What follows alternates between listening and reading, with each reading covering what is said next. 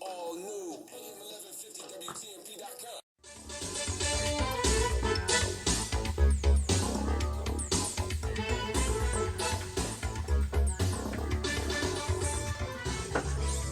Okay, it's that time again. Oh, had to adjust my chair. It was too low. I'm a short guy and short in stature, so don't need a short chair. But the mic's right at the right height right now, so we're gonna get this thing going as soon as they cue the music down and get us ready to do what we do here on Saturday. Had an interesting day so far. Went to tea and conversation with Candy Lowe.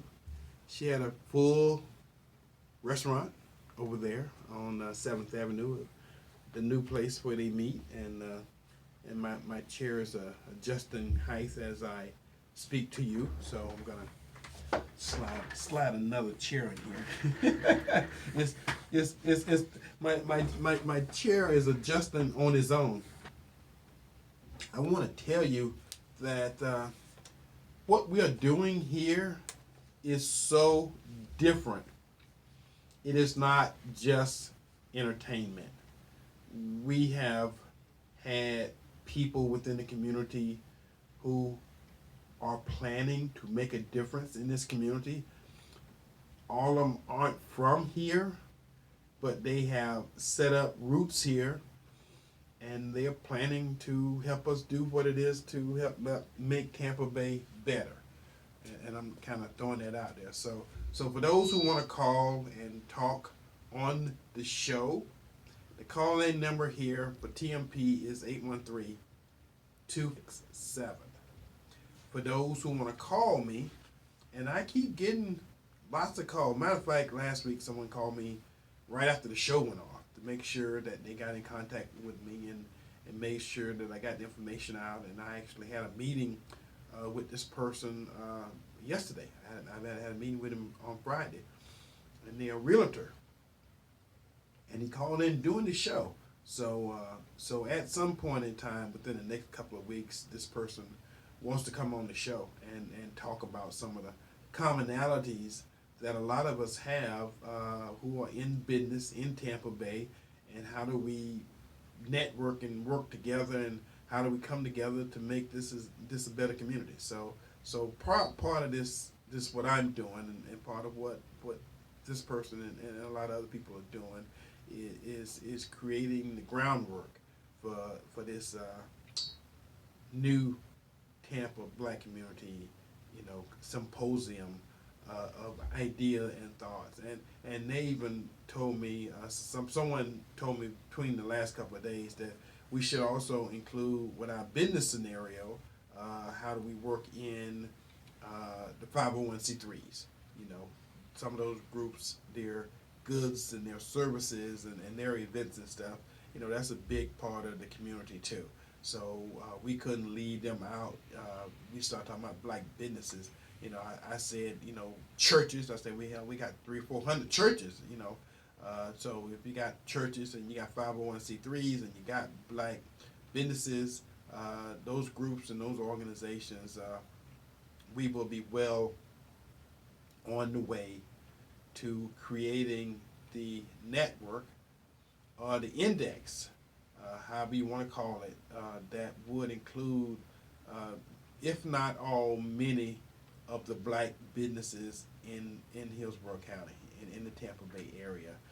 I'm going to extend it to that because there's some business that may not be right here in Hillsborough County, but a lot of you guys know who they are, you're doing business with them, and we don't have anything against them profiting from our efforts, as anyone else in the Hillsborough area who has a black business. And again, we're not prejudiced, so we're not talking about something, against black folks or something against white folks. But again, in the effort to help make our community better, help people who look like me more prosperous. Again, the whole Black Wall Street idea was a big experiment, and it's something that can be replicated, especially in an area like Tampa. There's no reason that we can't replicate, what they did on the Black Wall Street thing by doing some of the same stuff that they did, which was having black folks do business with black folks. Half of that process, half of that whole, you know, situation was you had to be able to find the black businesses, and we are all over the place here in Tampa Bay.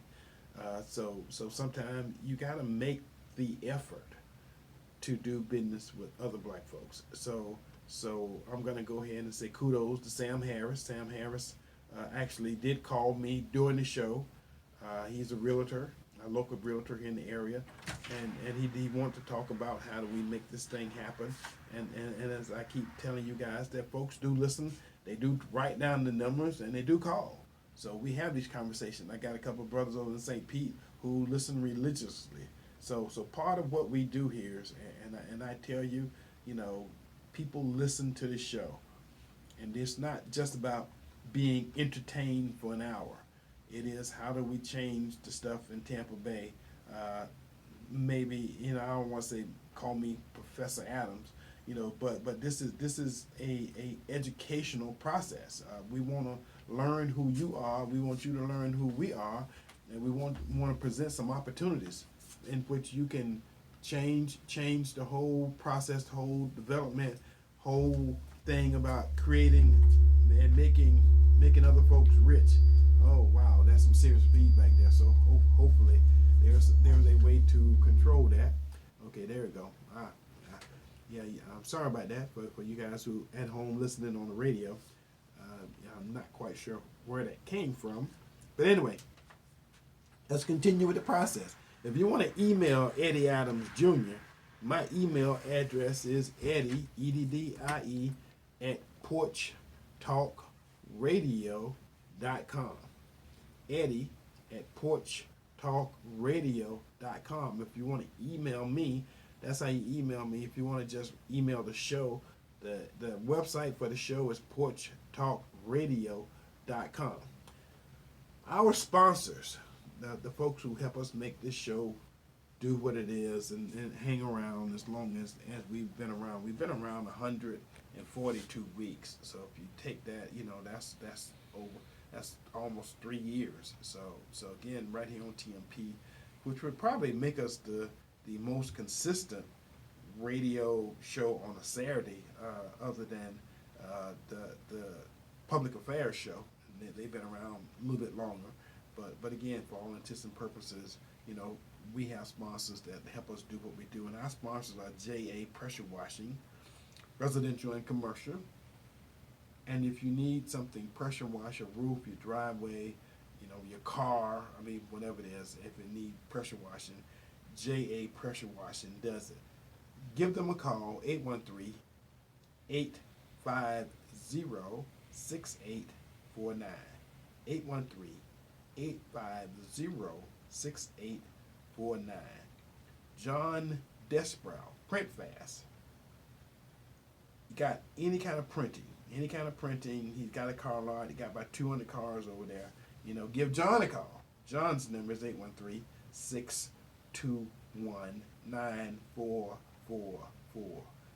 813-621-9444. All right. What we got to talk about today? Got a couple of good topics. One of them is a continuation of what we've been talking about for the last several weeks, and that is how do we make Tampa better. And a lot of you guys who know me, Saturday mornings I get up at 8 o'clock, and there's a group called the Saturday Morning Breakfast Group, and we have a meeting, and we meet with some of the leaders of Tampa Bay, some of the Fortune 500 companies that are in the area, the leaders of those organizations, elected officials, city, county, school board members, and we talk about issues and we talk about problems and solutions. And so being part of that group allows me to have access to people throughout the community. And some of that stuff we end up bringing to the show on Saturday. So this morning we had a new person from ACC was at the meeting. So what I can't do is tell you exactly what we talked about because the meeting itself is not open to the general public. But I will tell you that we will have a meeting set up with the new mayor within the next several weeks. We will have a meeting with the new president at the University of South Florida within the next couple of weeks. So those are important people within the community, and those are important meetings, that we will be having. So, West Tampa. West Tampa, as I said last week,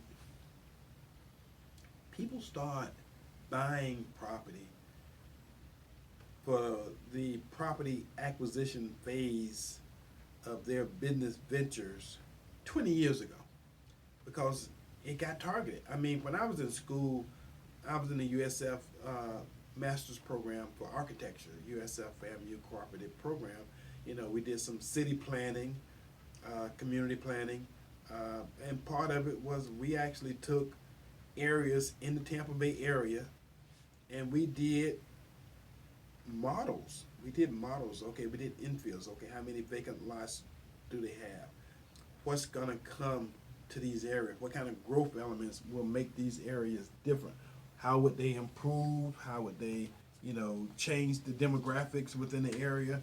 How would they do the things that folks are now saying, oh yeah, guess what? I want to buy some property in West Tampa. Well, guess what?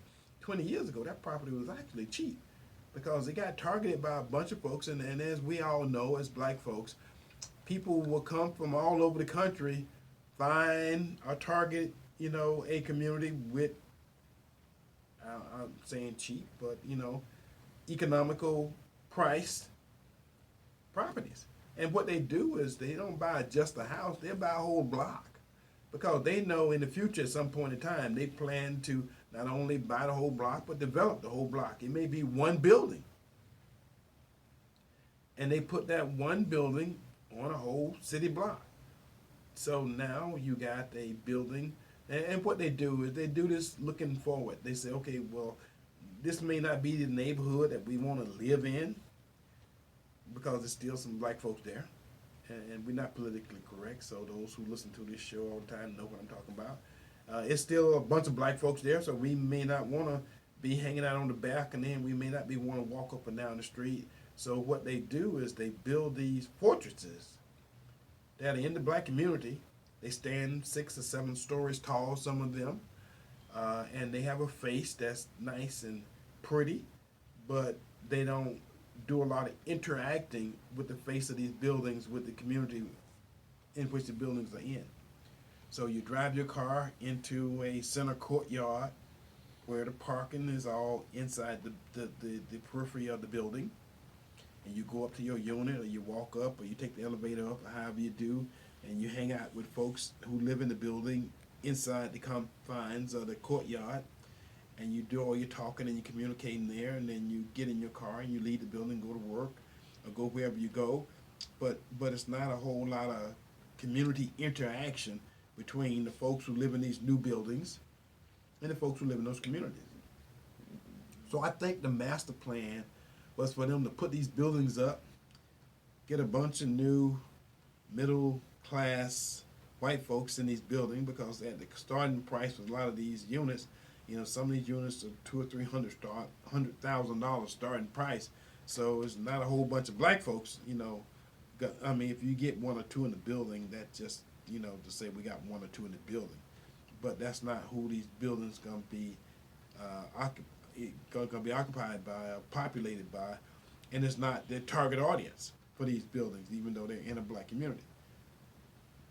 So what we end up with is the city, county, state, school board, whoever owns these vast lots and plots of property, coming in and doing developments that take advantage of the river.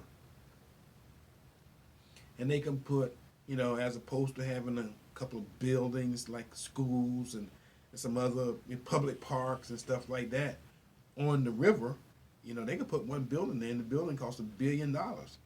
Now the city's getting the return on taxes of $1 billion building, a multiple $1 billion buildings. And of course the city is not going to say anything, even though there was like this unwritten rule that downtown would never go west of the river. All it took was one mayor to destroy that. And again, that mayor was Bob Buckhorn. Everybody knows and understands that story. But he betrayed the black community. He basically made it, full season, open season on West Tampa. And again, I was telling somebody the other day the whole story of Hyde Park. Looking at Hyde Park now, most of Hyde Park is populated by middle class white folks. There was a time when a lot of those houses that you see there wasn't there. They had shotgun houses. A lot of those houses were was owned and operated by black folks until white folks targeted it, and they came in and picked up the houses and moved them. They either moved them to other parts of the city or they tore them down. Because what you see now is the result of targeted, it was urban flight in which everybody moved to the suburb. And then when those folks who moved to the suburb decided they want to come back downtown, the areas around downtown were mostly occupied by blacks and Hispanic. Because there was a time in our history where, the folks who worked downtown had to have somebody do their cleaning, do the garbage, do the lawn care, do the maintenance, do the manual labor that goes with a big central downtown community. So a lot of the communities around downtown was poor, and they had the workers. So they would either walk or commute to downtown, do their job, and have a short walk or commute to Ybor City, to the project that just lay south of downtown, to the areas that was west of downtown or east of downtown, and these were primarily minority communities. Well, once the minority decided, well, they didn't decide. The other communities decided that, well, we want to live close to downtown too. It was just a matter of purchasing the properties, moving out. And I want to say like indigenous people, but the poor folks, moving them to Suitcase City and North Tampa and South Tampa and the other places around the county. But the property and the land values in Ybor City and Hyde Park and some of those places now occupied by Encore, which is Tampa Housing Authority, those communities became valuable, and as the values went up, the poor folks couldn't live there anymore. So again, that's just part of how stuff happened. So East Tampa right now has not been targeted, and I'm just saying not being targeted as the place to go. So it still got some growing to do. It still got some vacant spaces and some lots available. Matter of fact, the city got 26 lots that it made available for improvement. So if you got a project, retail, commercial, mixed use, or something, and you want to, develop it, and you got a plan, you got some money, I think they have to the 22nd of July for you to turn in your idea to, it's either not. Now I don't know for sure, so somebody who has this information, y'all can call in and let us know, to the East Tampa CRA, the county, the city council, or whoever the information goes to, but there's a whole set of a process that you got to go through. So, a lot of people raised a lot of hell about the city giving domain homes 100 lots. Well, I guess because so much hell was raised, they decided we're going to make 26 lots that I guess currently the city owns. They're gonna make them available for development for people from the community. So therefore, if you understand where East Tampa is at this point in time, the development that's going on the Hillsborough River in downtown Tampa and in West Tampa, if you got some serious cash, you got a couple of $1 billion, and you want to get into that rat race right now, I'm not going to discourage you. I'm saying, go for it. But you got to understand that the property, which is why black areas get targeted, isn't cheap anymore. The land values have went up substantially, and the taxing rate has went up substantially because now you got literally $1 billion buildings showing up in neighborhoods that back in the day they had $30,000 houses on it. Now you got one building that's $1 billion. So again, you look at what the city say. The city say, oh man, that's good for us because the taxes. Now we got a one building paying $1 billion, in taxes, tax value, and the property appraiser loves that. I'm just saying, you can't blame them for doing what they did. Now, as a community, our place got to be, how do we stand up to this? How do we create the millionaires and the billionaires within our community that will have money to buy property in West Tampa should we choose to buy property in West Tampa and develop the property in West Tampa. We're not all beggars. We're not begging folks to say, well, give us some property in West Tampa because right at this point in time, you used to own it all. If you didn't own it all, you own most of it. And now, because of the actions of the children or the grandchildren of those people, a lot of that property is gone. And the fact that it's gone, it will probably never come back to be a black community. The demographics is constantly changing, and it's not changing for the better for black folks. I'm just saying, it's not changing for the better. Fewer and fewer black folks will be able to afford to live in West Tampa, and in just say 10, 20 years, and it won't even be a black seat anymore, even though it's currently being held by a black city council person. And there's a county commissioner that represent probably the majority of the area too, that won't be black either. I'm just saying the demographics will change, and all the hold that black folks have is based upon property ownership and the way you disperse within the county and the way you're dispersed within the city. And again, at the end of the day, the only people who can control what's happening is us. We got to learn to work together. I have said before on this radio show and on this radio station, sometimes we are difficult to work with. But you have to intentionally work with black folks.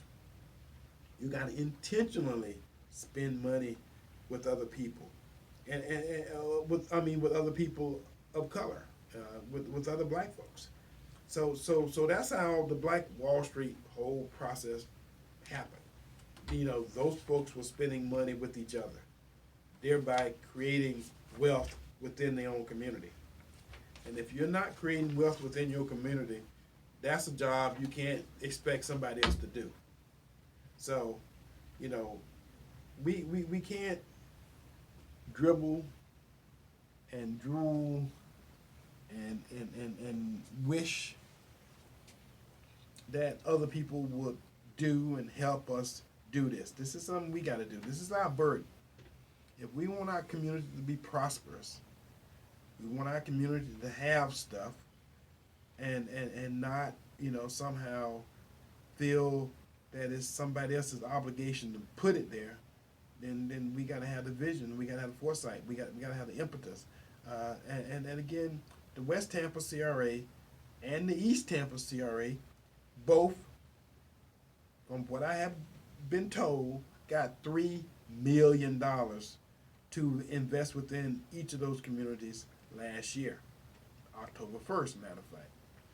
So this year, East Tampa and West Tampa will get another allocation of millions of dollars from the city, from the taxes, to spend on improving their community. Now, what do improving their community mean? Helping some of the businesses, helping land development, helping street drainage. All that stuff that goes toward helping a community become a better community. So part of that whole process is we have an obligation to do some of this stuff. We don't have to depend on somebody else to do it. Some forces may come together to make a black index, available for free. All right, we got a caller. Welcome to Porch Talk Radio this Saturday afternoon. Caller, what you say? What say you? Good afternoon, Mr. Eddie. Good afternoon. I'm enjoying your show. Thank you for sharing the information. Thank you.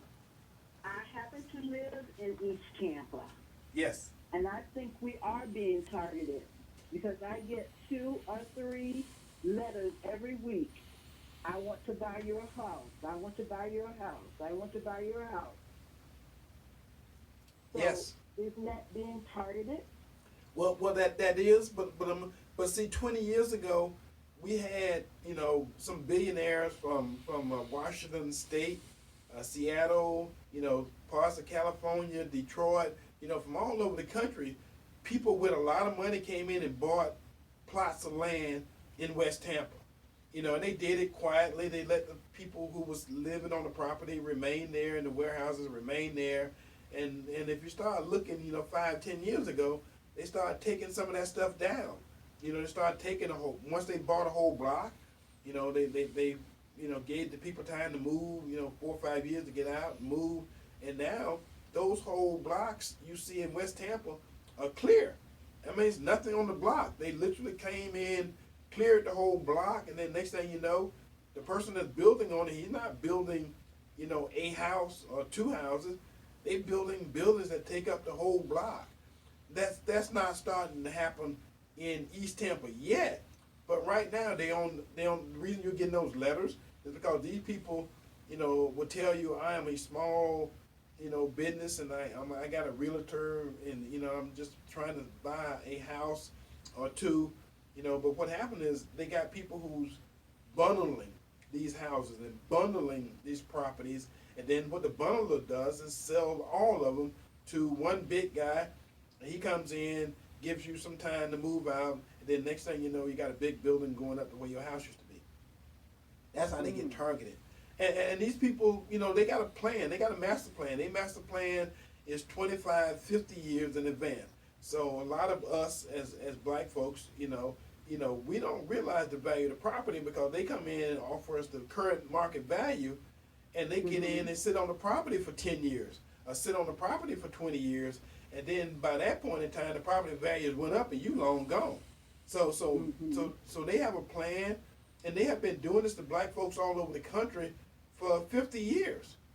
And the reason they do it, the reason they come in, you won't see it happening in Carrollwood, you won't see it happening in North Tampa because the land values are too high. So these guys who have some money come in and offer you $10,000 over what you think the value of your property is. You think you're making some money. But these guys have a master plan. The plan is to acquire your whole neighborhood, and not just move you and your family out. Move to change the complexion and demographic of the whole neighborhood. Look at West Tampa. We don't have to look far to find an example of what's happening. And those people who are moving in to West Tampa now aren't black people. They aren't black families. They're middle class white family. Not that we got anything against it, but again, right. Every time a white neighborhood is destroyed, every time a black neighborhood is destroyed, it don't come back. White neighborhood can go and come repeatedly. They got the money to do that. But once our neighborhood is destroyed, it don't come back. They destroyed our neighborhood back in the 60s and the 70s and the 50s, and those communities are still gone. They haven't come back. And I'm just bringing out that point that once East Tampa get targeted, and my conversation is for black folks, if you target East Tampa, that's how you keep it black. If you buy those properties and with the intent of staying there and keeping, you being the last one on your block to move, the last one on your block to leave, I mean, that's what it takes. We have to own the property. If you don't own the property, you cannot control what happens there. And East Tampa, right now, white folks see your property as cheap. That's why you can look at some of the stuff that's happening. You see somebody with a $20,000, $30,000, $40,000 house, and then somebody come right next door to you and build a $300,000 mansion. Well, that guy is looking at the future, because what happens is in a couple of years, his neighbor from where he used to stay is going to come build another $300,000 mansion next to his house, and next thing you know, the taxes on the whole block goes up, and even though you own the house, you can't pay the taxes on it. I mean, that's not new. That's been happening all over the country, and we just kind of closed our eyes to it and turned our head and hopefully, hopefully it happens somewhere else. Now we're on the ground floor for this battle. East Tampa, CRA, somebody told me they can't buy property, but they can sure make investments within their community to help other people want to move there who looks like them, who may have the same interests. Again, part of that's got to be their process. That's got to be part of their battle. How do we keep our own communities? So some of that some of that $3,000 that these folks are spending, got to be spent on how do we keep our own communities. All right. Thank you for calling. Next call. Welcome to Porch Talk Radio. What say you? Good afternoon, Mr. Adams. Incredible show that you have. You're right on point. We got to own something. And if I could say anything to people that own land in Tampa or anywhere, not only do you need to own it, you need to be telling everybody else they need to buy land and own it, because that's the only way we can come out of where we're at is ownership. So thank you for everything that you're doing, and we look forward to working with you. Well, thank you very much. You want to tell folks your name, young man? Yes, my name is Sam Harris. I'm a real estate broker in Tampa and a developer, and we're looking at all options on East Tampa and West Tampa. My direct number is 813-515-3377, and we really need the community's help.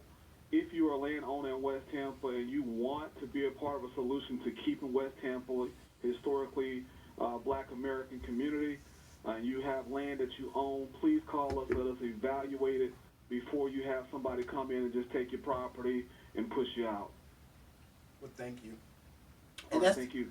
And that's the young man that called after last week's show. I sat down and talked with that young man. He got his head on tight. He's got a good idea. They want to do what they're trying to do all over the country, because Tampa's not the only place that's been targeted like this. You got folks who are land speculators who sit in big offices and high towers, and they got teams, and they got Zuckerbergs, and Facebook and Twitter and Google, and all those folks are doing analysis of the value of property all over the country. And what they do is they put this together, they put it in a portfolio, they give it to land speculators, and what those guys do is they go in, buy cheap, sell high. So they come in, speculate on land, buy a bunch of properties, put it in a portfolio, and then they sell the whole portfolio, and then these guys come in and develop it. So if you don't want development to happen right under your feet, you got to be aware of some of this other stuff that's going on, because we think sometimes it's just about us, and it's not just about us. There's a master plan, and these folks go in with 25 years, 50 years, some of them even have a 100-year plan. Some of them can sit on this property. Think about when they were building railroads and interstates across the country. Well, those guys who was building railroads and building interstates knew 20 years out where the railroads were going to go. What did they do? They went in, bought the property at a reasonable price. Toward the end, when everybody knew the railroad was coming, all the prices went up. The land values went up. These guys already had most of the property that they needed by the time the general public found out that what was happening was happening. So again, it's not just about being smart. Sometimes it's having the wherewithal to know what's coming and then be able to take advantage of it. So that's how Black entrepreneurs can take advantage. East Tampa's pretty much got a bunch of Black folks that still own a bunch of the property. Keep it, no matter what they offer you, because what they're offering you is based upon them reselling your property at a higher price. So they're not going to give that higher price to you.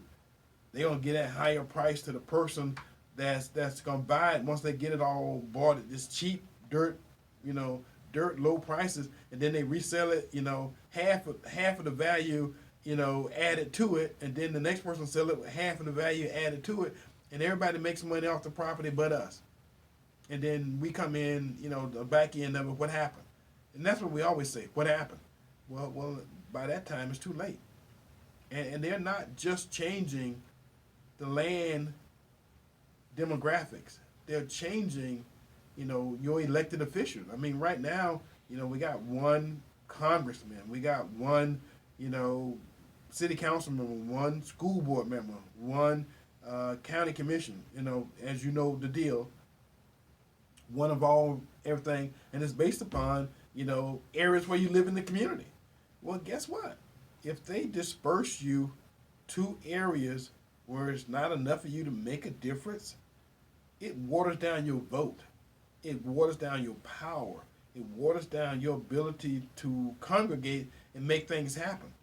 So, I'm telling, I'm not politically correct. So, and most of you black folk know I'm talking to you about you, and I'm trying to help you. So there's a plot, there's a plan, how to make you less efficient.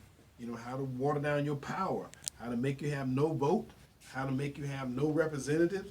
And again, I mean, if y'all remember, only 50 years ago, 60 years ago, there was no black representatives.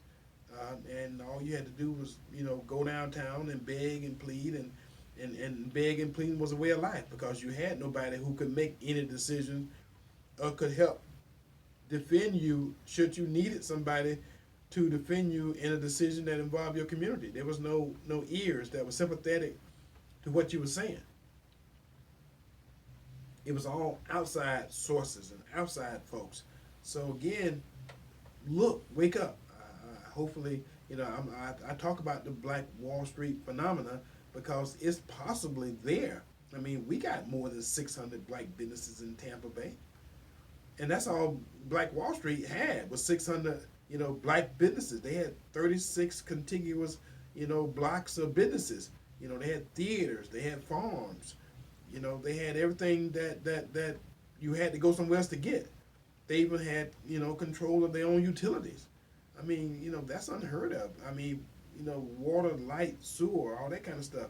We may not be so forward thinking that we can have that now, but again, there's no limitation to what we can do, other than what we can dream of, what we can think of, and what we have the resources to make possible. We're not limited. Again, I tell you, considering we have 400 years of slavery, 400 years. I mean, to have a population that come back from 400 years of working for free.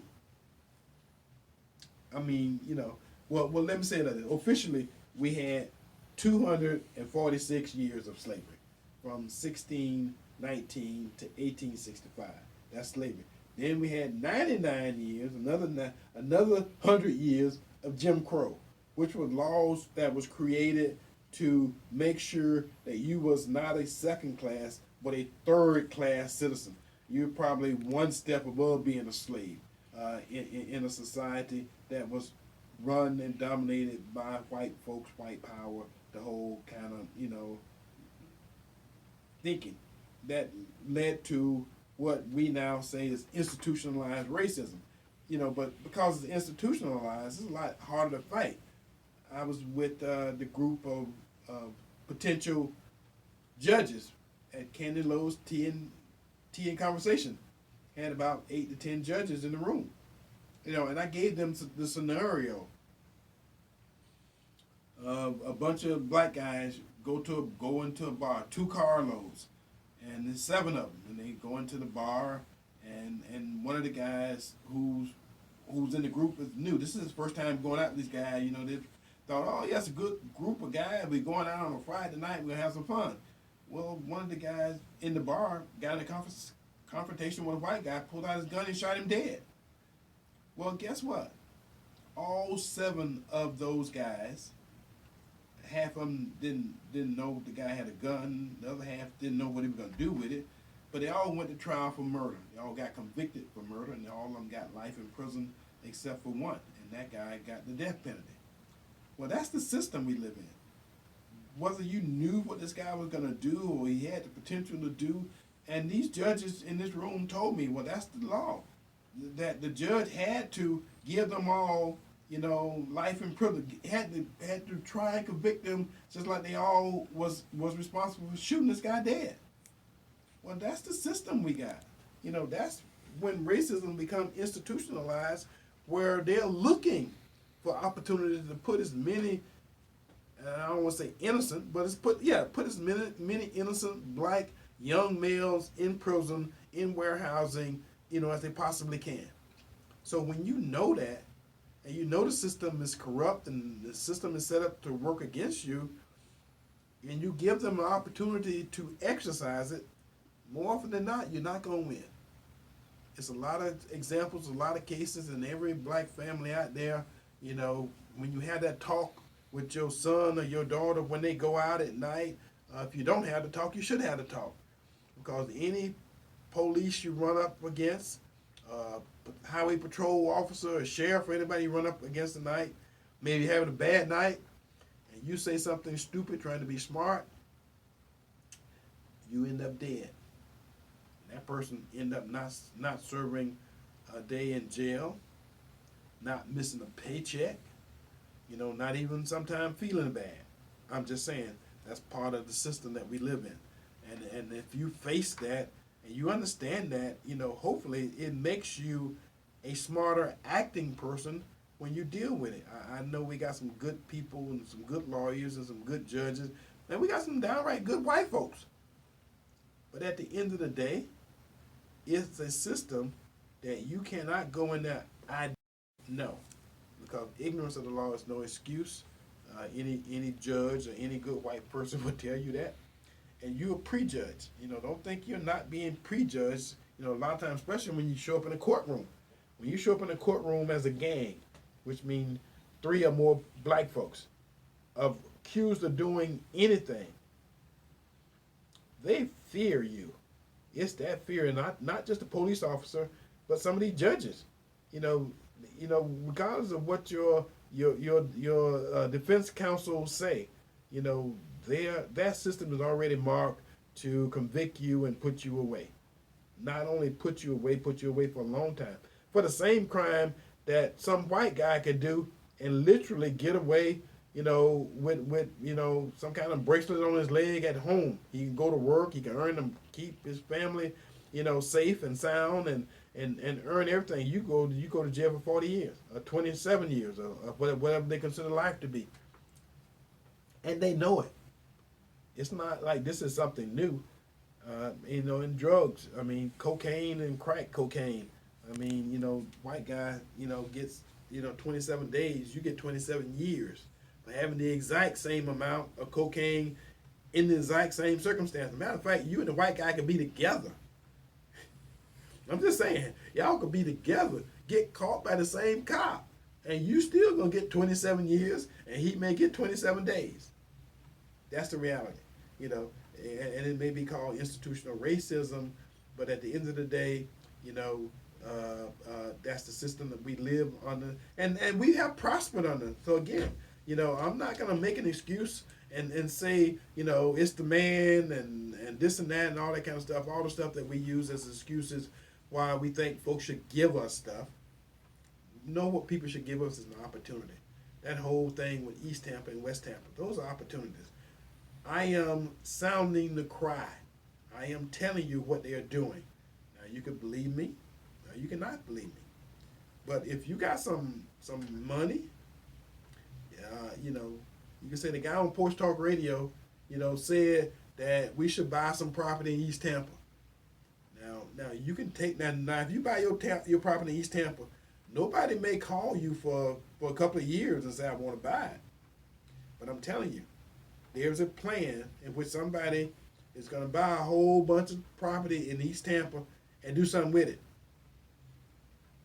It is better if you control what's happening to the Tampa property, the East Tampa property, than somebody else. Because look at the I-4. When I-4 came through and I-75 and I-275, those highways came through black communities, right through the heart of black communities for a reason. The land was cheap. Land acquisition is always an expense. How do we buy that much contiguous, property to put, 4 lanes, 8 lanes, 16 lanes, a highway in? Well, somebody to come in years and years and years, before this whole thing happened, and decided that we're gonna buy this property and we're gonna put this interstate through, and all this stuff. Take some planning, and somebody knew. It wasn't us, and it wasn't anybody that owned that property, but somebody knew it was gonna happen. So I'm just telling you. So folks if you took my phone number down and you're trying to call me while I'm on the show, you got to use the other phone number, because of course I can't stop, talking to everybody to talk to you, because you decided you want to call me, for this 1 hour that I have to do my little thing here on the radio show. So again, if you want to call and be on the show, 813-251-9867. That's the call-in number. So if you want to call, while I'm trying to do my little diatribe here, then you got to call the actual show and you got to be on the air. So again, if you want to call me and talk to me after the show, we can do that. But while the show is going on, I definitely can't just stop and just talk to you. All right. What else we gonna do today? All right. On this day, I know some of you guys are, waiting for this. On this day, July the 13th, 1941, Britain and the Soviet Union signed a mutual aid pact that provided for means for the Britons to send war materials to the Soviet Union. Now, this is 1941, so this is before World War II. So, the Soviets decided, okay, let's see if we can prepare for war by buying from Britain. So Britain, who was at that point in time one of the most powerful nations in the world, signed the agreement to help, the Soviets purchase war material. All right. 1965, July 13th, President Lyndon Baines Johnson appointed Thurgood Marshall to be the U.S. Solicitor General, the first African American to hold the office, and at that time, that made him the highest ranking black government official in American history. That's July 13th. July 13th, 1972, Carol Rosenblum, owner of the Baltimore Colts, and Robert Ursay, owner of the Los Angeles Rams, traded teams. Now, I don't know how many of you guys remember that, but, these two, billionaires, millionaires, whatever, how many, dollars they had back in the day. One guy said, you take my team, I take yours. I mean, I'm just saying, when you got that kind of money, you can do that. And on this day, July 13th, 1978, Lee Iacocca, some of you guys remember him, he just recently died, was fired as president of Ford Motor Company by the chairman of Ford Motor Company, Henry Ford II. So that's your bits of history, and I know some of you guys are scratching your head, and we do this every week because from time to time, folks do remember, some of the stuff that I bring up, and some of it's educational, some of it's not. But if you ever want to win a trivia contest, I know we do it every Saturday, and we come up with stuff that probably, many of you don't know and ain't heard of, and is maybe not adding to your life, but we do it anyway. Okay, what else have we got on the agenda? Okay, it's always election time. It is always election time. And I know a lot of you guys, think the presidential debates is the big deal. It's what's happening now. Well, the presidential election, the next presidential election will not happen until November the 3rd, 2020. That's when it is. So there's always a local election going on, like I say, I was sitting in a room this morning with judge candidates. I mean, people who wanted to get elected to judge. Some of them were judges who got elected the last election cycle, and they showed up at Kennedy's event, Tea and Conversation. And some of them were people who want to get elected this cycle. Now, I want you guys to know and realize, this cycle is going to have a presidential candidate on the ballot. They currently have 23 Democratic candidates. One dropped, one got added. I'm just saying. Also, locally, Les Miller, who is currently a clerk of court, who is currently a county commissioner, is going to be running, has already filed, because I got from the latest, copy from the supervisors of election, Hillsborough County Supervisor of Election. Les Miller is going to be running for clerk of circuit court. So it's the current county commissioner, Sandy Merman. Those two have already filed, already raised a bunch of money. Les has raised $29,000, and Sandy has raised $193,000, just to show you how that process is going. Running for sheriff, Gary Pruitt, who ran last time for sheriff. Juan Rivera is running for sheriff.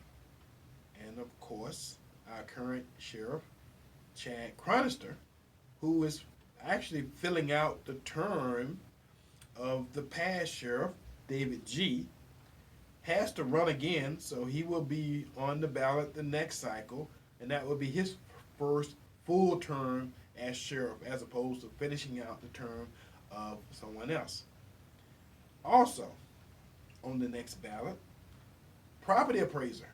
Now, a lot of you guys know, we got Todd Jones, and we supported Todd Jones, and Todd Jones was our guy, in the last election and last process, and when that post became open before. Okay, Coach Bob Enrique has already filed. So he is running right now as we speak for property appraiser. He's the current property appraiser, but he's also filed to run. Tax collector Doug Belton has already filed, and he will be running. You see how that works? These guys get out there early. They want people to know. And part of their whole process is, how do I get re-elected? So if you want to run for an office, sometimes it's best if you get out there early. And again, the next election isn't, it's 2020. It's November the 3rd, 2020. So again, so that way you guys know. Okay, county commission. That's always fun. That's always a good election, Okay, we got Yvonne Kaplan, and I haven't said Democrat, Republican, but Yvonne Kaplan is running for District 1 County Commission. Janet Cruz is running for District 1 County Commission. Todd Marks is running for County Commission, District 1. Jan McDonald is running for County Commission, District 1. Akash Patel is running for County Commission, District 1.